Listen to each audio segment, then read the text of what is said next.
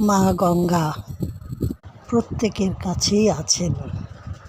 যে কোনো কাজে, মহিলা চাই পুরুষ, মাথা যদি এই গরমে গরম হয় তাহলে বড় অসুবিধা।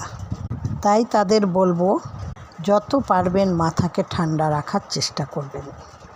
সংসার চালাতে গেলে মানুষ মাত্রই মাথাটা গরম হয় যে কোনো বিষয়। দেখুন, জগৎ পিতা মহেশ্বর, তিনিরও মাথা গরম হয় জগতের পরিস্থিতিকে দেখে। কিন্তু বন্ধু, মাথা গরম হলে সব কিছু নষ্ট হয়ে যায়। তাই তো পিতা মহেশ্বর মা গঙ্গাকে মস্তকে জটার মধ্যে ধারণ করে রেখেছেন।